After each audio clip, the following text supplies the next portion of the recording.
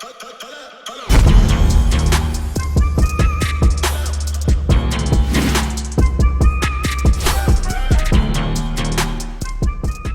huge differential from somebody who's starting out and how somebody sounds when they start out as an artist and how you sound right now. Like you sound good. You can tell that you have good engineering, that there's good studio time. You can tell that there's money behind it. So you mentioned finances a Yeah, lot, right?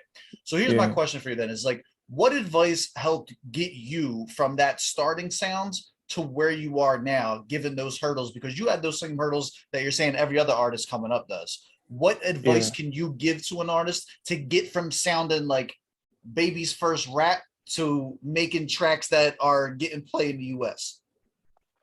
What I would say is, one, compare yourself. I know comparison is bad um, when it's done in the wrong way, but compare what you're making sonically to what these big guys are making. You know, like listen to your stuff and say, based on what I hear, is it up to par with what these guys are making? Then when you get your answer, if it's not good enough, look for a way to um, get the highest possible quality with the finances that you have. You know, look for a way to get the highest possible quality with the finances that you have. You know, so I think that's the principle I use. You know, to be honest, to be real, I cannot pay a lot of these big producers. So I look for young ones like myself who are really good at what they do. They will charge me, but it won't be as much as somebody Right. like Chopsticks would charge me. You know, so I would pay for Where it. do you look? Where do you look for talent like that? We mostly meet each other online, you know, or you hear an artist like yourself, a young artist like myself, and you say, "Whoa, who made that song for you?" And the person says, "Ah, this guy did it." You know, the person puts you on to somebody and you connect. For example, the person that mixed "Tired," that song, his name is P. Cliff. I actually knew him through a producer I used to work with, Blaze. He's an artist as well. I told you, like when you are really starting to pop off, you end up going to Lagos. So he's an artist, but he produces and mixes as well. So he was the one mixing my old stuff, but then he had to travel. Do you understand? Like he traveled to Lagos. And me, Gotcha. I prefer working in real life than working through, working online, you know, like video call and stuff like that. So when he left, he was the one that connected me to this other guy. Do you understand? So, So no, absolutely. So uh, he was still based back where you are at home and didn't travel. That's what you're saying. yeah. Okay. Um, given that, what advice would you say is like helped you get into get to the point where you're at now? Specifically because you are multi-talented. Like you're not just a rapper, you know what I'm saying? Like you have range in your music. What do you think is some of the best advice? Like if you were to talk to like a young boy that was coming up and like, hey, here's something that you could do that that helped me out a lot. What advice would you give them? Um, don't get lost in the sauce. You want to elaborate on that? Yeah, like you did something amazing today, so it's mind blowing. Like someone has done something that's better than probably better than what you just did. And if you keep at it, you probably do something better than what you just did tomorrow in the next hour. So don't dwell on that thing that you just created that feels like it's the best thing since sliced bread. Let's Because you are happy go. with someone. That's facts though. No, that's real fact. That being said though, what if you had a chance to have a conversation with yourself as you were just getting into hip hop, right? And this is especially important for our younger viewership. What type of advice would you give yourself about being an upcoming artist that you think would catapult you a lot faster and help you avoid a lot of issues that you may have personally run into over a 9-year span? I'm sure you got, you know what I'm saying? Like over 9 years, I'm sure you ran into some shit where you're like, hey, we could have avoided some of this. You're muted. You're muted. There you Yeah, go. yeah. Can you hear me? Yeah, I can hear you. I can hear you. Yeah, so I think first things foremost, I think I'd have learned to ignore a lot of people telling me, what I'm doing wrong. Because you could be moving in one direction and then, different opinions, all over the place, make you just keep changing until you lose track of what you're really, trying to get. And you're facing a totally different direction. And then, you get to a point in that direction and realize, oh, maybe I should have gone this other way. And, that's something that affects a lot of people because a lot of people aren't really sure of what the right thing is. You know, nobody has that perfect recipe Right. for making a hit song, for example. So first of all, I would say just ignore as much as you can. You know, listen to people's advice, filter the necessary things, you know, and make sure you stay true to yourself. Then of course, like you shouldn't just rely on the music alone. You know, you have to build your brand, especially your brand first. Then focus on the music and how it aligns with that brand. And definitely have a team of people who believe in you. It's a lot of people, you know, rappers, we're really like a bunch of arrogant pricks sometimes. We believe, you know, all we need is one mic and we good to go. Like, like honestly, man, like you need a team of people who probably some of them don't even have to particularly like rap music, for example, but they're smart, they know what's good for you, and they know exactly what they want you to be, you know, career-wise. So yeah, I think I would say that's something definitely everybody should take note of. That's dope. Is there any specific advice that you would be like, yo, don't listen to so and so when they tell you this? Punch him. Anything like that? Yeah.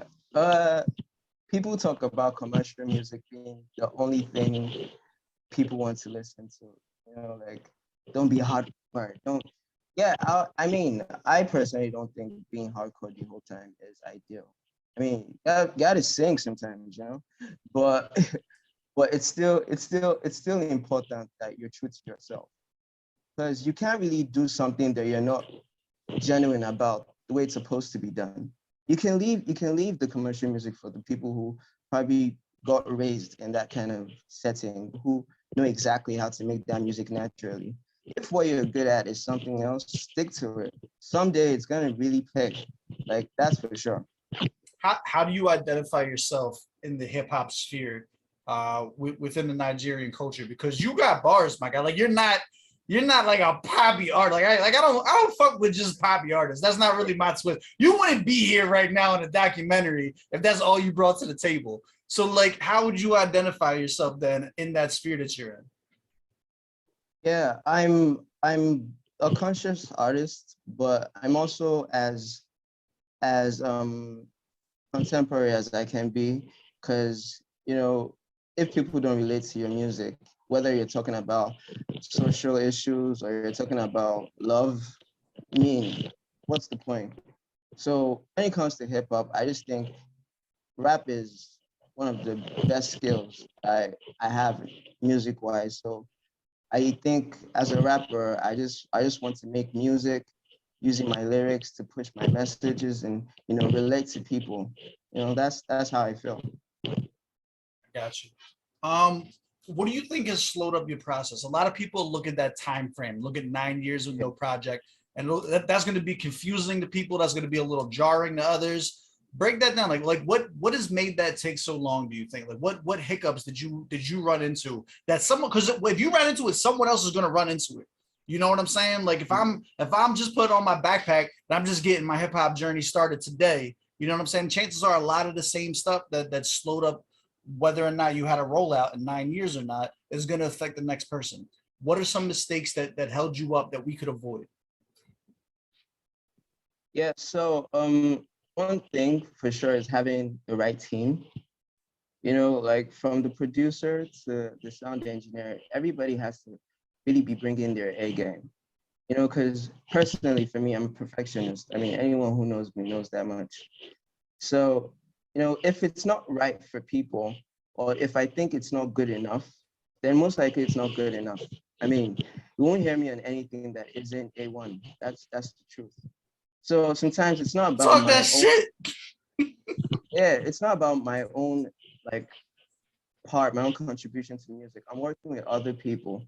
And you know, sometimes you work with people based on relationships, based on sentiments, and eventually it doesn't work out. I mean, you move on though. You don't dwell. I don't dwell on that, but you know, it's part of things that slow the process eventually. Or you know, you work with an artist that you think you have the same dreams, the same plans, and then you know it's time for making a big move, and then you know they pull back. You're like, nah, man, like You know, I'm Right. trying to do my thing. You do your thing, and you're like, okay, that wasn't the plan, but you know, these are real issues that come up. You know, that's what happened. You know, to me a bunch of times. But you know, like I said, we move. So, yeah. Like, man, once it's good, you cannot stop it. This is fire. Bro, dope shit. Let's keep it moving. What advice would you say has helped you get into where you are now? And I feel like you touched on a lot of things already, so I'm not asking you to reiterate any of the great points that you already made. But is there anything else that you would put in as like a little gem on top? You know what I mean? To be like, hey, look out for this. Yeah, man, especially in Nigeria, like being an upcoming artist, I have been scammed so many times. You know, like those who promise to do this and maybe offer you maybe there is something that costs you a couple of bucks or a couple of naira.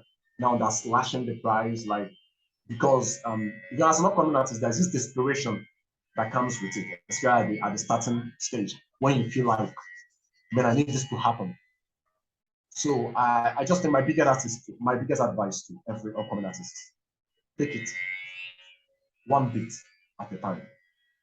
Because that desperation, if you let the desperation coming, like you're seeing yourself to blow up like tomorrow, like, man, I got to blow up tomorrow, man, I got to blow up tomorrow.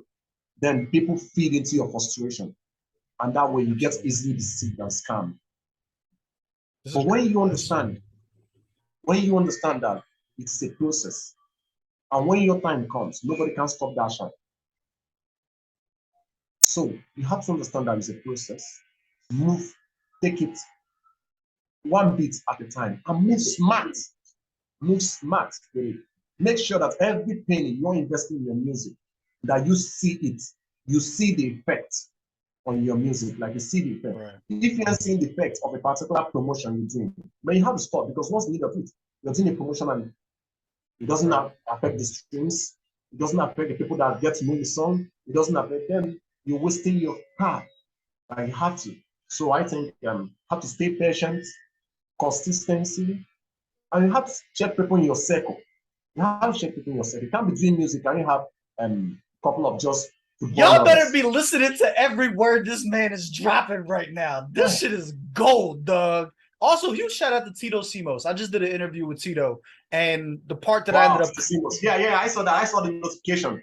I have to go check it out. Yeah. The clip out of him was like his advice to everybody, to like up and coming artists to check it out, was to be patient, was that this shit doesn't happen overnight, was to take your time with it. So like hearing that fucking reiterated and stuff like that too, like y'all better be listening to this shit, dog. Like they're giving y'all gems right now.